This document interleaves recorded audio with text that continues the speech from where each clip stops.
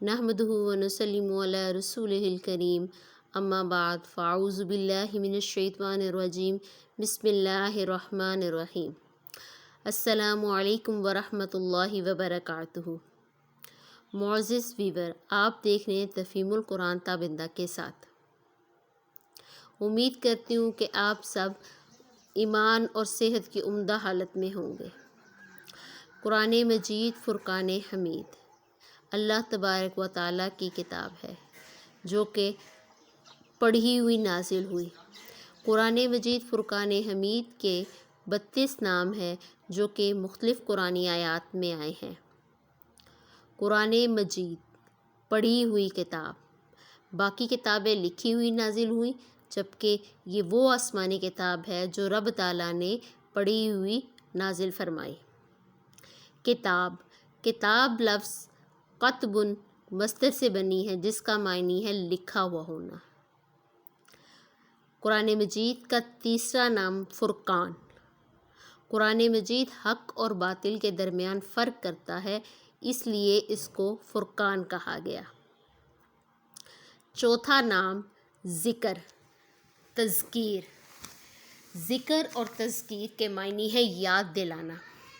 قرآن کریم انسان کو اللہ تعالیٰ اس کی نعمتوں اور اس کے میثاق وعدے کو کہتے ہیں جو کہ ہر روح نے رب سے کیا تھا۔ جب رب نے کہا تھا کہ کیا میں تمہارا رب نہیں، تو ہر روح نے یہ جواب دیا تھا ہاں کیوں نہیں، بے شک تو ہی ہمارا رب ہے۔ تو اس لحاظ سے اس کا نام ذکر و تذکیر یعنی یاد دلانے والی کتاب ہے۔ اس کا پانچواں نام تنزیل۔ تنزیل کا مطلب ہے اتاری ہوئی کتاب۔ یہ رب کی طرف سے اتاری گئی ہے، اسی لیے اسے تنزیل کہا گیا۔ اس کا چھٹا نام حدیث۔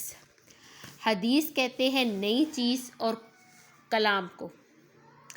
قرآن مجید اللہ تعالیٰ کی وہ کتاب ہے جو لکھی ہوئی نہیں بلکہ پڑھی ہوئی اتری، اور جو یک بارگی یعنی اکٹھی نہیں بلکہ آہستہ آہستہ نازل ہوئی، اس لحاظ سے یہ نئی چیز یعنی حدیث کہلائی۔ اس کا ساتواں نام موعظات یعنی نصیحت کی ہے۔ یہ کتاب سب کو نصیحت کرتی ہے۔ قرآن کریم کا آٹھواں نام حکمت، جس کا مطلب مضبوط کرنا۔ چونکہ قرآن کریم مضبوط ہے اور اس میں تحریف ممکن نہیں اور یہ منسوخ ہونے والی نہیں، لہٰذا اس کو حکمت قرار دیا گیا۔ اس کا نوواں نام حکم یعنی لازم کرنا اور روکنا ہے۔ یہ اچھی باتوں کو ہم پر لازم کرتی اور بری باتوں سے روکتی ہے، اس لیے اس کا ایک نام حکم ہوا۔ 10واں نام شفا۔ یہ ظاہری اور باطنی بیماریوں سے شفا دینے والی کتاب ہے۔ اس کا 11واں نام خدا، ہادی۔ یہ لوگوں کو ہدایت دیتی ہے۔ صراط مستقیم۔ اس کتاب کو صراط مستقیم کہا گیا کیونکہ اس پر عمل کرنے والا اپنی منزل پر آسانی سے پہنچ سکتا ہے۔ حبل کہتے ہیں رسی کو۔ رسی کے 3 کام ہیں۔ یہ چیزوں کو باندھنے کے کام آتی ہے، یہ نیچے سے اوپر جانے کے کام آتی ہے رسی، اور اسی رسی کے ذریعے سے انسان جو ہے وہ کشتی کو پار لگاتا ہے۔ کیونکہ قرآن کریم سے مختلف قسم کے لوگ ایک ہوئے تو اس لیے اس کو رسی کہا گیا۔ اس کی برکت سے کفر کے دریا میں ڈوبنے سے بچ گئے، اس لیے اس کتاب کو حبل یعنی رسی کہا گیا۔ اور یہ کتاب ہمیں رب تعالیٰ تک پہنچاتی ہے، رب سے ملاقات کرواتی ہے، اسی لیے اس کو حبل کہا گیا۔ اس کا 13واں نام رحمت ہے، کیونکہ یہ علم ہے اور علم رحمت ہے جو انسان کو جہالت اور گمراہیوں سے نکالتا ہے اور حق تعالیٰ کی طرف لاتا ہے، اسی لیے قرآن مجید فرقان حمید کا 13واں نام رحمت ہے۔ روح۔ قرآن مجید کا یہ نام حضرت جبرائیل علیہ السلام کی معرفت سے آیا۔ روح، جانوں کی زندگی۔ روح کے چند کام ہیں: جسم کو باندھ کے رکھنا، اس کی حفاظت کرنا، اس کی ہر حرکت جو ہے وہ روح کے ارادے سے ہے، اسی لیے اس کتاب کو روح کہا گیا۔ قصاص قصے کی جمع ہے۔ اب اس کے دو معنی ہیں، نمبر 1 حکایات، نمبر 2 کسی کے پیچھے چلنا۔ حکایت کے لحاظ سے یہ کہ اس میں دیگر انبیاء کرام کے قصے بیان ہوئے، اس لیے اس کو قصاص کہا گیا، اور یہ لوگوں کا امام ہے، لوگ اس پر عمل کرتے ہیں، اس لیے یہ قصاص کہلائی۔ اس کا اگلا نام بیان، ظاہر کرنے والا، چونکہ تمام شرعی علوم اور ان کے احکام ہم لوگ قرآن سے ہم پر ظاہر کیے ہیں، اس لیے اس کو بیان کہا گیا۔ بصائر جمع ہے بصیرت کی۔ بصیرت دل کی روشنی، اس سے دلوں میں نور پیدا ہوتا ہے، اسی لیے اس کو بصائر کہا گیا۔ فصل معنی فیصلہ کرنے والی، جدا کرنے والی، یہ حق و باطل سے جدا کرنے والی کتاب ہے، یہ جھگڑوں کا فیصلہ کرنے والی کتاب ہے، اور یہ حق اور باطل میں فاصلہ پیدا کرنے والی کتاب ہے، اس لیے اس کو فصل کہا گیا۔ نجوم نجم سے بنا ہے، جس کے معنی تارے کے ہیں، اور اس کا ایک اور نام حصے کے ہیں۔ قرآن کی آیات تاروں کی طرح لوگوں کو ہدایت دیتی ہیں اور ان کو الگ الگ کرتی ہیں، اس لحاظ سے قرآن مجید کو نجوم یعنی ستارہ کہا گیا۔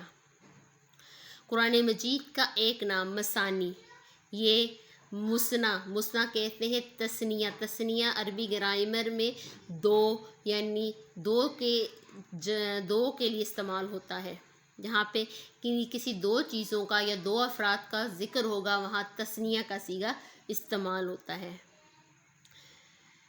اب مثانی جس کا مطلب ہے بار بار، اس میں احکام اور قصے بار بار آئے ہیں، اس لیے اس کو مثانی کہا گیا۔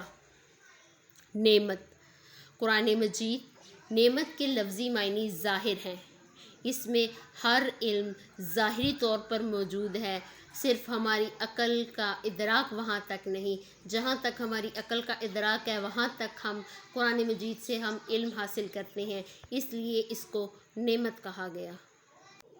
برہان کے معنی دلیل کے ہیں، یہ رب تعالیٰ نبی پاک صلی اللہ علیہ وآلہ وسلم اور تمام سابقہ انبیاء کے صدق یعنی سچائی کی دلیل ہے، اس لیے اس کو برہان کہا گیا۔ اس کتاب کا ایک نام بشیر و نذیر ہے، یہ کتاب مومنین کو، صالحین کو اور نیک لوگوں کو خوشخبری دیتی ہے، اسی طرح جو لوگ اپنے ایمان میں کمزور ہیں ان کو ڈراتی بھی ہے۔ اس کتاب کا ایک نام قیم یعنی قائم رکھنے والی اور قائم رہنے والی ہے۔ اس کو قرآن کریم کو قیم کہنے کا مقصد یہ ہے کہ یہ کتاب قیامت تک قائم رہے گی اور دین بھی اس کے ذریعے قائم رہے گا۔ مہمین کا لفظی معنی امانت دار اور محافظ ہے، یہ کتاب مسلمانوں کی دنیا اور آخرت میں محافظ ہے، اس لیے اس کو مہمین کہا گیا، اور اس میں رب تعالیٰ کے احکام امانت اور نبی امین پر اتری، اس لحاظ سے بھی اس کو مہمین کہا گیا۔ ہادی ہدایت، یہ قیامت تک کے مسلمانوں کے لیے ہدایت کا سرچشمہ ہے۔ نور کا مطلب ہے ظاہر ہونا، یہ خود بھی ظاہر ہے اور دوسروں کو بھی ظاہر کرتی ہے، یہ روشنی اور چمک ہے۔ روشنی اور چمک، اس کے ذریعے سے اللہ تبارک و تعالیٰ کے تمام احکام ہم تک روشنی کی طرح پہنچے۔ اب یہ خود بھی ظاہر ہے اور دوسروں کو بھی ظاہر کرنے والی کیسے ہے؟ قرآن کریم خود بھی ظاہر ہے اور اپنی تمام باقی آسمانی کتابیں جو ہیں ان تمام کو ظاہر کرنے والی ہے، قرآن مجید ان کی تصدیق فرمانے والی ہے۔ حق کا مطلب ہے سچی بات۔ قرآن کریم سچی باتیں بتاتا ہے، بے شک یہ سچے کی طرف سے آیا، سچا اس کو لایا اور یہ سچے پر نازل آیا۔ سچے کی طرف سے آیا یعنی رب تعالیٰ کی طرف سے آیا، سچا اس کو لایا یعنی حضرت جبرائیل علیہ السلام اس کو لائے، اور سچے پر اترا یعنی نبی پاک صلی اللہ تعالیٰ علیہ وآلہ وسلم پر، جن کی سچائی کی مثال ان کے دشمن بھی دیتے ہیں۔ عزیز، عزیز کے معنی ہے غالب اور بے مثل۔ قرآن کریم سب پر غالب رہا اور سب پر غالب رہے گا، اور اس جیسی اور کوئی کتاب نہیں۔ کریم، کریم کے معنی ہے سخی کے، چونکہ یہ علم خدا کی رحمت، ایمان اور بے حساب ثواب ہے، اسی لیے اس کو سخی کہا گیا ہے۔ عظیم، چونکہ یہ سب سے بڑی آسمانی کتاب ہے، اس لیے اس کو عظیم کہا گیا۔ مبارک، برکت والی، اس کے پڑھنے اور اس پر عمل کرنے سے ایمان میں برکت، نیک کاموں میں عزت میں، چہرے کے نور میں برکت آتی ہے، اسی لیے اس کو مبارک کہا گیا۔ امید کرتی ہوں قرآن مجید کے یہ تمام نام اور ان کے بارے میں دی گئی تفصیل آپ کو سمجھ میں آئی ہوگی۔ اگر پھر بھی کوئی چیز ایسی ہے جو آپ کی سمجھ میں نہیں آئی تو وہ آپ کامنٹ سیکشن میں مجھ سے پوچھ سکتے ہیں۔ آپ سے گزارش ہے کہ ایسی مزید معلوماتی قرآنی کے لیے میرے چینل کو سبسکرائب کریں، لائک کریں اور شیئر کریں۔ اللہ تعالیٰ مجھے اور آپ کو قرآن کریم سمجھ کر اس پر عمل کرنے کی توفیق عطا فرمائے، آمین۔ ایسی معلوماتی ویڈیو کو آگے دوسروں تک شیئر کریں جو آپ کے لیے صدقہ جاریہ بن سکے۔